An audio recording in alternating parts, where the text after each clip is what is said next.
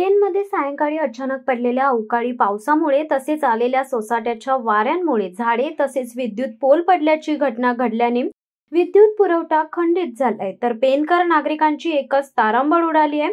गेल्या काही दिवसांपासून महाराष्ट्राच्या वातावरणात बदल होऊन काही जिल्ह्यांमध्ये मोठ्या प्रमाणावर पाऊस पडत असतानाच आज पेन तालुक्यात तुफान वादळी वाऱ्यांसह पाऊस बरसलाय।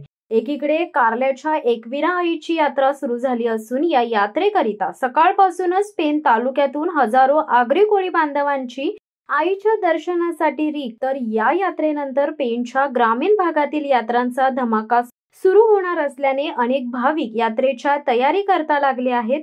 परंतु आज संध्याकाळी 5 वाजण्याच्या सुमारास पेनमध्ये जोराचा वादळी वाऱ्यासह पाऊस सुरू झाल्याने अनेकांची तारांबळ उडाली। यामुळे रस्त्यावर भाजीपाला घेऊन विक्रीसाठी बसलेल्यांची व दुकानदाराची पळापळ झाली आहे। या वादळी वाऱ्यामुळे शहरातील कासाराळीमधील बिल्डिंगची पत्र्याची शेड कोसळली असून जुन्या आरटीओ कार्यालयाजवळ मोठे झाड उन्मळून पडले, तर तालुक्याच्या ग्रामीण भागात मोठी वित्तहानी झाल्याचे कळते। या वादळी वाऱ्यासह झालेल्या पावसामुळे तालुक्याच्या अनेक ठिकाणच्या रस्त्यावरून पाण्याचे ओहळ वाहू लागले। शिवसत्ता टाइम्ससाठी देवा पेरवी, पेन।